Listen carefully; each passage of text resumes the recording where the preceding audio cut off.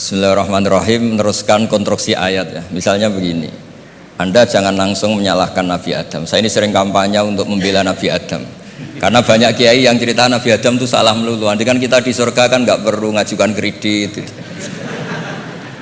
nggak perlu punya istri cantik yang minta ke mall, karena kelebihannya bidadari itu cantik, tidak minta belanja. Sudah gitu di madu juga nggak protes. Tapi kalau di dunia itu sudah minta belanja, di madu protes. Nah, jadi tapi kenapa Nabi Adam akhirnya keluar dari surga dan kita menyalahkan hanya demi kepentingan supaya tadi punya istri cantik, tidak minta uang apa belanja dan boleh dipoligami mau maksudnya. Di konstruksi ayat itu tidak ditampakkan, tapi semua ahli tafsir tahu. Misalnya fadallahuma bihurur, setan menipu Adam dan Hawa dengan curang. Hurur itu nipu. Jadi kalau ngaji nipu itu mulai dulu itu ya gurunya setan itu. Jadi Nabi Adam itu di surga dengan penuh limpahan anugerah. Buah apa saja ada, makanan apa saja ada, enggak bayar. Tempat mewah leg juga enggak bayar. Kalau Anda di hotel leg sedikit aja bayarnya minta ampun. Akhirnya setan itu pura-pura nangis terseduh-seduh. Akhirnya Nabi Adam menghampiri. Kenapa kamu nangis? Saya ini iba sama kamu, kasihan. Nikmat begini nikmat, pada akhirnya Anda ini mati karena Anda manusia, pasti mati. Kasihan sudah senikmat ini kemudian Anda mati. Pura-pura nangis, jadi lama ya nangis, acting itu. Akhirnya Nabi Adam tanya, lalu solusinya gimana? Terus setan tinggal numpangi. Hal adulluka ala syajaratil khuldi wa mulkil la yabla. Kamu mau tak kasih vitamin, makan pohon khuldi, nanti kalau kamu makan itu terus abadi. Jadi terus setan, Nabi Adam mulai ragu ya, tapi Allah melarang saya makan pohon khuldi itu, syajaratul khuldi itu.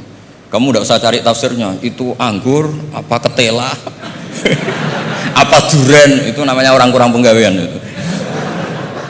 itu gak penting. Ketika Allah tidak menjelaskan detail itu berarti detailnya itu tidak penting. Kamu sok penting nyari itu apa itu. Allah saja tidak menjelaskan, kok kamu yang manusia mau menjelaskan. Akhirnya Nabi Adam tanya, apa betul Allah itu melarang saya makan itu? Terus Allah cerita, wa qasamahuma inni lakuma laminan nasihin. Terus setan itu cerita, demi Allah saya tahu info terbaru bahwa sekarang nggak apa-apa. Jadi hukum terbaru itu. Singkat cerita Nabi Adam makan. Ketika makan berarti setan salah karena menipu Nabi Adam, Adam salah karena makan pohon khuldi tadi. Apa yang terjadi? Allah manggil Nabi Adam, Adam kenapa kamu makan itu? Bukankah pohon-pohon yang lain, buah-buah yang lain itu cukup? Kenapa kamu makan yang saya larang itu?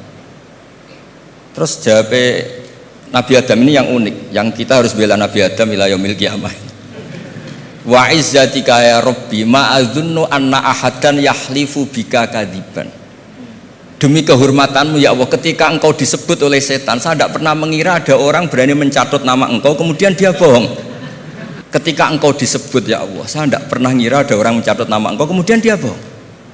Sehingga Allah itu haru sama Nabi Adam. Makanya Nabi Adam itu diusir. Ini meneruskan ayat yang dibaca Mas Majid tadi. Diusir tapi disangoni. Dam, secara prosedur hukum kamu harus saya usir karena kamu melanggar. Tapi tak sangoni, lucu kan? Tak sangoni. Kamu baca ini ya.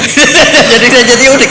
Makanya ayatnya fatalaqqa Adamu mir Rabbi. Bukan kreasinya Nabi Adam. Kalimat itu bukan kreasi Nabi Adam, tapi hadiah sama Allah. Ini kamu secara laturan tak usir, tapi tak sangoni, ini dibaca nanti. Tapi Nabi Iblis tidak disangoni. Karena memang dia penipu betul. Sudah gitu akting pura-pura nangis, pura-pura ini itu. Jadi benar-benar penipu ulung. Makanya sekarang pun kalau penipu itu memang harus sopan, harus nangis. Itu cara untuk itu. Karena sanatnya penipuan memang begitu, sanat awalnya memang begitu. Pura-pura nangis terus pura-pura itu. Jadi itu memang cara paling efektif untuk apa? Nipu. Ada sanatnya. Nah, lalu kenapa ada hadis mangqala la ilaha illallah dakhalal jannah? Ini terakhir terus nanti Mas Majdi ngendikan terus doai sekalian. Perintah Sohibul Bait, bukan permintaan, perintah. Perintah itu bukan berarti tidak sopan. Memang bahasa Indonesia itu gitu. Permohonan itu mesti diabaikan. Kalau perintah itu agak tegas, bukan masalah. Jadi begini, saya ulang lagi konstruksi ya, konstruksi ayat fadallahuma bihurur. Kenapa mangkola lail wa dakhalal jannah? Itu unik. Kalau kita baca hadis, ada orang itu pendosa, salahnya sudah minta ampun, sama Allah dipanggil. Ini hadis musnad, riwayat Musnad Ahmad dan banyak riwayat yang lain. Dipanggil, fulan kamu ke sini. Kamu lihat itu apa? Bok Gusti. Berapa? 99. Per bok itu maddul basor. Sepanjang mata melihat itu isinya dokumen kesalahan dia. Jadi nggak kayak yang di pengadilan itu hanya beberapa tumpuk. Itu sepanjang dia lihat itu kesalahannya dia. Sepanjang dia melihat. Sudah gitu jumlahnya 99. Ya dia putus asa, dia tidak akan masuk surga. Kemudian sama Allah, sudah kamu tenang saja. Diambilkan bok kecil, kecil sekali, paling sak bok jam tangan ya. Dah, innaka lan tuzlamal yaum, kamu tidak akan terdolimi. Kenapa Gusti? Ini kamu punya kebaikan ini kecil sekali. Ya apa efeknya Gusti? Kan nggak ngefek kesalahan seperti itu. Kemudian bandingannya hanya kebaikan sekecil itu. Dah kamu tenang aja. Setelah ditimbang, box 99 yang jumlahnya maddul basor kira-kira 3 kilo sama satu wadah jam kecil. Ternyata setelah ditimbang itu menangnya 1 jam kecil. Karena isinya la ilaha illallah. Malaikat itu nggak berani. Kamu berani, ada namaku kemudian kamu abaikan. Malaikat yang nimbang Pak Warsono itu diprovokasi sama malaikat yang lain. Kamu berani nggak mempertimbangkan kata Allah di situ? Wah ya tidak berani. Jadi disebut fala yaskulu ma'asmillahi ta'ala sayun, dibandingkan asma Allah itu tidak ada yang bisa ngungguli. Nah, di sini terus para torekot, para apa konwiridan Allah. Tapi karena kita ini sekarang sudah tidak ngaji malah tanya, gunanya apa sih muni Allah? Lu nyebut pangerane orang-orang gunanya. Oh ini sedang nyebut Tuhannya kok kamu tanya gunanya apa? Kamu tak kasih uang aja tidak pernah tanya gunanya uang ini apa? Pas dijak wiridan tanya gunanya apa sih? Oh dasar orang aneh. jadi logis. Lah Nabi Adam juga sama, ketika disebut asma Allah itu nggak mikir yang lain, apa setan itu penipu apa enggak, sudah grogi yang manggil Allah langsung. Nah, makanya saya mohon kenapa kita memahami mangkana akhiru kalamihi Allah la ilaha illallah dakhalal jannah. Karena dengan itu malaikat nggak berani macam-macam. Jadi nanti kalau Anda ketemu malaikat tukang hisab, ayo silakan abaikan nama Allah. Kalau kamu berani berarti tidak malaikatnya Allah. Masa namanya Allah gak dipertimbangkan? Apalagi ini asmane Allah.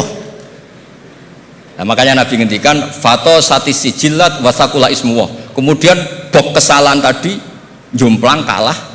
Kemudian yang menang hanya asmanya Allah Subhanahu wa ta'ala. Makanya terus disebut, sudah Nabi ketika tanya amal apa paling baik ya Rasulullah, gini zikrullah fisirri wal alan gini-gini. Dan kamu mati dan kamu hidup walisanu katordun, kamu harus selalu ingat Allah Ta'ala. Nah, kalau sampean tanya kenapa itu menjadi penting, karena tadi malaikat tidak akan memperbandingkan Allah dengan yang lainnya. Makanya ketika ulama-ulama sufi, kalau kamu habis salah istighfar, nanti di sohifah kamu akan ditulis habis salah, terus di belakang ditulis tapi setelah itu dia bilang astagfirullahaladzim. Nanti malaikat tinggal aja kamu teror, kamu mempertimbangkan Allah apa yang itu. Ini tak ajarin, kalau tepak ya kamu didengar, kalau tidak malah digebuki, tidak tahu saya. Tapi itu ijazah resmi ini hari ini, hadisnya akurat. Ijazah. Nggih ngoten mawon, kok nak kesuwen kepinteran nyanyi kula. Assalamualaikum warahmatullahi wabarakatuh.